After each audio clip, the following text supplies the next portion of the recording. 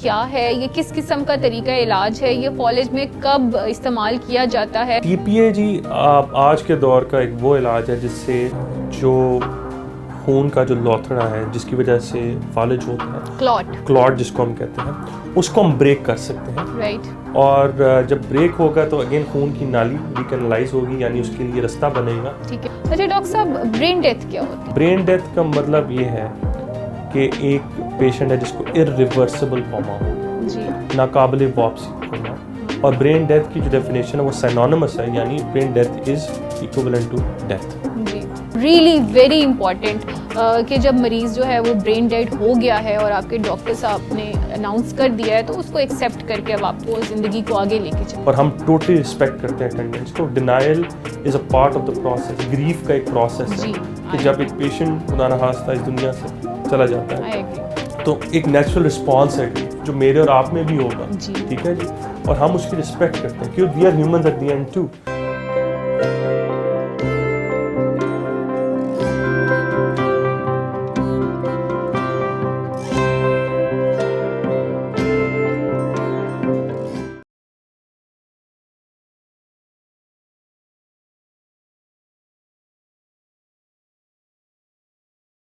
السلام علیکم. F M صحت زندگی کے پلیٹ فارم ڈاکٹر ڈائلاگ سے میں ہوں آپ کی ہوسٹ ڈاکٹر فریحہ طارق. آج ہمارے ساتھ موجود ہیں ڈاکٹر اسماعیل یوسف صاحب جو اسسٹنٹ پروفیسر ہیں Virginia take university U S A میں, اور آج یہ ہمارے ساتھ کچھ ایسی بیماریوں کے بارے میں ڈسکس کریں گے جن کے بارے میں آگاہی لوگوں کو پہلے اتنی زیادہ نہیں تھی, اور اب ہم اپنے شوز کے ذریعے یہ آگاہی پھیلانے کی کوشش کر رہے ہیں. اچھا ڈاکٹر صاحب, ہم نے بات کی فالج کی, اس کی علامات کی, تو اب ہم اس کے علاج کے بارے میں تھوڑا سا ڈسکس کرتے ہیں. بہت سارے لوگوں کو نہیں پتا کہ ٹی پی اے کیا ہے, یہ کس قسم کا طریقہ علاج ہے, یہ فالج میں کب استعمال کیا جاتا ہے, تو آج اس کے بارے میں تھوڑی سی بات چیت کرتے ہیں. جی, بہت امپورٹنٹ کویشچن ہے یہ بھی. ٹی پی اے جی آج کے دور کا ایک وہ علاج ہے جس سے جو خون کا جو لوتھڑا ہے جس کی وجہ سے فالج ہوتا ہے, کلاٹ جس کو ہم کہتے ہیں, اس کو ہم بریک کر سکتے ہیں. رائٹ. اور جب بریک ہوگا تو اگین خون کی نالی ریکنلائز ہوگی, یعنی اس کے لیے رستہ بنے گا تاکہ خون اپنی آکسیجن کے ساتھ اس جگہ تک پہنچ سکے. ڈاکٹر صاحب, یہ فالج کی علامات ظاہر ہونے کے کتنی دیر بعد دیا جا سکتا ہے؟ یہ جی 4 سے 4.5 گھنٹے تک جو گائیڈ لائنز ہیں, لیکن امپورٹنٹ یہ ہے کہ آپ ایز سون ایز پاسبل پہنچیں, فوراً پہنچے, کیونکہ جب ایک پیشنٹ آتا ہے تو پھر کچھ انڈیکیشنز ہیں, کچھ کانٹرا انڈیکیشنز ہیں, جس کا مطلب ہے کہ کیا اس پیشنٹ کو یہ مل سکتا ہے یا نہیں مل سکتا, اور اس کے لیے ہمیں کام کرنا پڑتا ہے. پیشنٹ سے سوالات پوچھنے پڑتے ہیں, اگر پیشنٹ نہیں دے سکتا تو ہمیں فیملی سے پوچھنے پڑتے ہیں, اور پھر ہی ہم دے سکتے ہیں. ہر پیشنٹ کو یہ انفارچونیٹلی نہیں مل سکتا, لیکن اس کا یہ مطلب نہیں کہ آپ پیشنٹ کو ہسپتال نہ لائیں. اس کے آپ نے لانا ہی لانا ہے, اور اس کے لیے پھر ہم کچھ آپ کو بتا بھی سکتے ہیں کہ کیا علامات ہیں جس کی وجہ سے فالج کا. وہ ذرا بریفلی دوبارہ ڈسکرائب کر دیں آپ. جی, اس کے لیے ہم انگریزی میں استعمال کرتے ہیں فاسٹ. ٹھیک ہے جی, اس میں سب سے پہلا جو ہے ایف سے جو فیس ہے, آپ پیشنٹ کو دیکھیں کیا ان کا جو چہرہ ہے وہ کہیں ڈروپ تو نہیں کر رہا, ایک سائڈ سے ان کا چہرہ ڈفرینٹ تو نہیں ہے. اس کے لیے آپ اسمائل کرائیں, دیکھیں اوور آل. پھر دوسرا آرم, اس میں آپ یہ ہے کہ پیشنٹ کے ہاتھ جو ہے 10 سیکنڈ کے لیے اوپر کروائیں. ٹھیک ہے, ٹانگیں بھی کروا سکتے ہیں, لیکن آرم ذرا کامن ہے. اس میں آپ دیکھیں ڈرفٹ تو نہیں ہوگی, لٹک تو نہیں رہا, گر تو نہیں رہا. تیسرا ہے اسپیچ. اسپیچ میں آپ کچھ لفظ بلوائیں ان سے, کچھ سلرنگ تو نہیں آ رہی, جس کا مطلب ہے کیا وہ ادائیگی ان کی لفظ کی صحیح نہیں ہے, یا پھر وہ بول ہی نہیں پا رہے. تیسرا, پھر تیسرا ٹی جو ہے وہ ٹائم کے لیے. اب آپ کے پاس ٹائم نہیں ہے تو اب آپ نے کال کرنی ہے ایمبولینس کو ایز سون ایز پاسبل. اور جیسے ہی آپ علامات, جس طرح ریسکیو 112 امیزنگ سروس ہے, ان کو پتہ ہے کن علاقوں میں, جس طرح میو ہسپتال ہے, سروس ہسپتال ہے, ان کو پتہ ہے کہ کہاں ٹی پی اویلیبل ہے. ہاں ٹھیک ہے, اور وہ وہاں ان کو لے جائیں گے, اور اگر تو ان کی اس ٹائم کے اندر انڈیکیشن ہے تو وہ دیں گے, لیکن آپ نے ایز سون ایز پاسبل لے کر جانا ہے. یہ آپ کی ڈیوٹی میں شامل ہے. ڈاکٹر صاحب, یہ بہت ہی خوش آئند بات ہے کہ ٹی پی اے اب سرکاری ہسپتالوں میں بھی اویلیبل ہے, لیکن میں سوال یہ پوچھنا چاہتی ہوں, جیسے کہ آپ نے بتایا کہ ریسکیو 1122 والوں کے پاس بھی ہوتی ہے, تو کیا نان ڈاکٹر بھی اس کو کسی مریض کو دے سکتا ہے؟ نہیں جی, ریسکیو 1122 کے پاس انفارمیشن ہوتی ہے کس ہسپتال میں اویلیبل ہے. اوکے, یہ جو ہے وہ صرف ایک اسپیشلائزڈ سیٹنگ میں ہی دی جا سکتی ہے دوائی, اور یہ ہمارے لوگوں کے لیے بھی امپورٹنٹ ہے کہ اس کے بعد مانیٹرنگ بھی ضروری ہے 24 گھنٹے کے لیے. تو اسی لیے امپورٹنٹ ہے کہ کیا انڈیکیشن ہے, کس پیشنٹ کو دی جا سکتی ہے نہیں.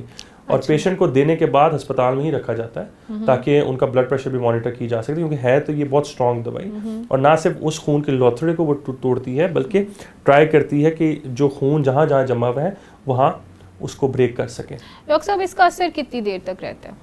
دیکھیں اثر تو یہی ہے نا کہ ہم اس کو توڑ دیں، جو بریک کر سکیں اگر ہم سکسیزفل ہوتے ہیں. کچھ بڑے فالج کے جس طرح اٹیک ہوتے ہیں اس کے اندر ہمیں سرجری کرنے کی بھی ضرورت پڑ سکتی ہے، اور وہ بھی کچھ اسپیشلائز سیٹنگز میں ہوتی ہے، جس طرح سروسز ہسپتال ہے ادھر آپ لے کر جائیں پیشنٹ کو، تو ان کے لیے اگر وہ انڈیکیشن ہے اور اس پیرامیٹرز میں اترتے ہیں تو وہ نکال سکتے ہیں اس لوتھڑے کو. ٹھیک. ڈاکٹر صاحب پاکستان میں ایسے بہت سے علاقے ہیں جہاں پہ ابھی بہت زیادہ لوگوں کو اویئرنیس نہیں ہے اس بیماری کے بارے میں یا اس کے علاج کے بارے میں. بہت زیادہ کئی دفعہ دیکھا گیا کہ لیٹ مریض پہنچتا ہے ہسپتال، تو کیا اگر مریض انفارچونیٹلی کسی وجہ سے لیٹ ہو جائے یا 6 سے 8 گھنٹے کے بعد پہنچے ڈاکٹر کے پاس یا ہسپتال میں، کسی ایسے ہسپتال میں جہاں ٹی پی اے کی اویلیبلٹی ہے، تو کیا اس وقت یہ دی جا سکتی ہے یا نہیں؟ نہیں، 6 سے 8 گھنٹے میں تو انڈیکیشن نہیں ہے ابھی تک جو گائیڈ لائنز ہیں، لیکن آپ نے پھر بھی ہسپتال لے کر جانا ہے. یہ بہت امپورٹنٹ بات ہے تاکہ وہ جو فالج کا اٹیک ہے وہ بڑھ نہ جائے. صحیح ہے، اور اس کی تشخیص ہو سکے کہ کس وجہ سے وہ ہوا ہے اور ہم اس کا علاج کر سکیں. آن ٹاپ آف اٹ ہم وہ دوائیاں دے سکیں، شروع کر سکیں تاکہ وہ جو اٹیک ہے وہ سنبھلے. اسٹروک مینج جی، اسٹروک مینجمنٹ ہو، بلڈ پریشر مینجمنٹ ہو، فلوئڈ انٹیک ان کی ہم مینیج کریں، اگر وہ سوالو نہیں کر سکتے اس کو ہم مینیج کریں. اور پھر سب سے امپورٹنٹ جو چیز فالج کی ہے وہ ریہیبلیٹیشن ہے. بالکل. تاکہ ہم ان کو گائیڈ لائنس دے سکیں کہ اس کے بعد ہمیں ریہیب پہ کس طرح جانا ہے. اور پھر پیشنٹ آہستہ آہستہ بیک ٹو نارمل بھی آ جاتے ہیں. جی، اگر تو چھوٹے اٹیک ہیں تو پھر ہم کوشش یہ کرتے ہیں کہ ان کی نیو نارمل جو ہے وہ کلوز ٹو دا اچیو کر لی جائے، نیو ٹو نارمل اچیو کر لی جائے. اچھا ڈاکٹر صاحب، یہ جب ٹی پی اے دیتے ہیں تو کیا اس وقت مریض کو بے ہوشی دینا ضروری ہے؟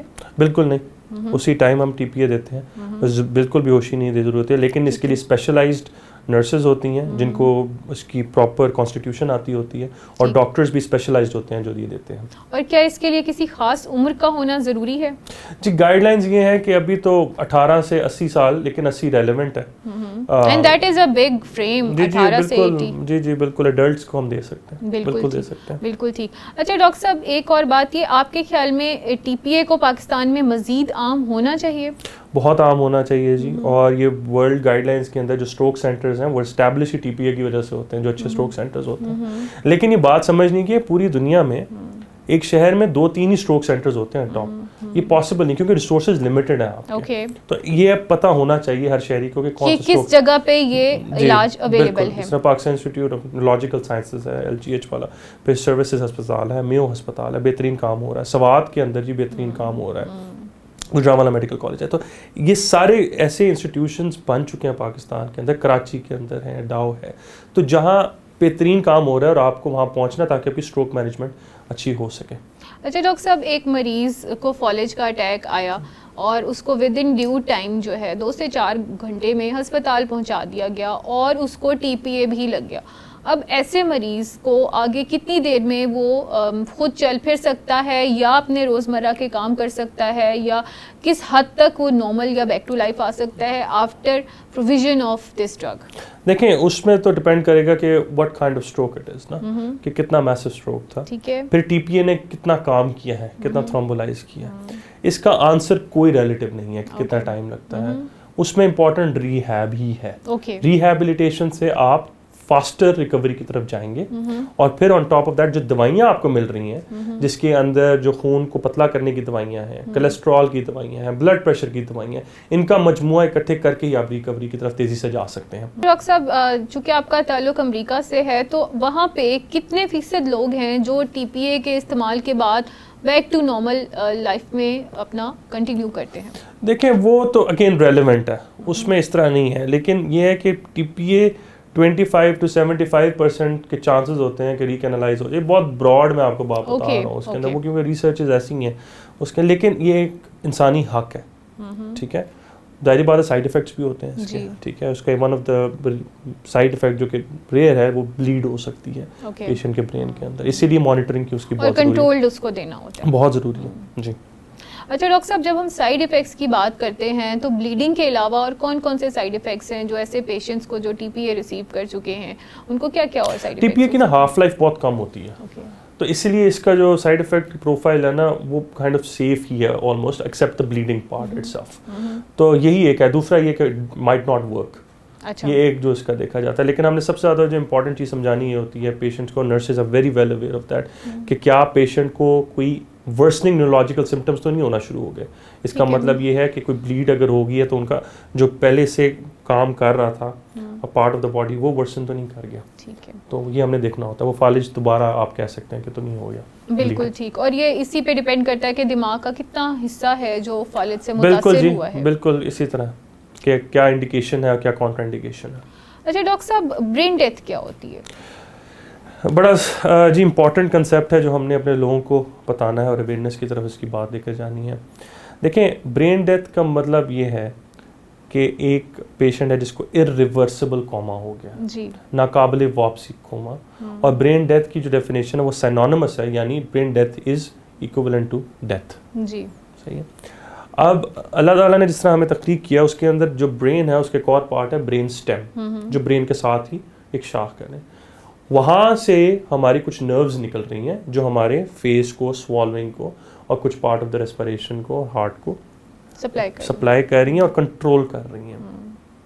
اگر اس پارٹ آف دا برین کو یا برین کو آکسیجن نہیں ملتی یا وہ پارٹ آف دا برین خدا نخواستہ کام کرنا بند ہو گیا تو ہم پھر دیکھتے ہیں وہ 12 نروز جو ہیں وہ اپنا کام کر رہی ہیں کہ نہیں کر رہی. اگر وہ نروز اپنا کام نہیں کر رہی تو پھر ہم ڈیتھ پروناؤنس کر دیتے ہیں. اور اس کو چیک کرنے کے لیے ہم فزیکل ایگزام بھی کرتے ہیں, اور پھر اگر پیشنٹ وینٹیلیٹر سپورٹ پہ ہے تو اس کو بند کر کے بھی ایک ایگزام کرتے ہیں, اپنی ٹیسٹنگ کرتے ہیں. بالکل ٹھیک. اور اگر وہ نہیں ہو سکتے تو جہاں فیسلٹیز اویلیبل ہیں تو پھر ہم ان کی بلڈ ویسلس دیکھ لیتے ہیں. انفارچونیٹلی برین ڈیتھ جو ہے every patient who is dead goes through that. بالکل ٹھیک. یہ امپورٹنٹ چیز ہے سمجھنے کے لیے. ہمارے لوگوں کو یہ بات بھی سمجھنے کی ضرورت ہے کہ کبھی پیشنٹس آتے ہیں they might have already been not alive, بالکل پاس اوے کر چکے ہیں اور اپنے مالک سے مل چکے ہوں.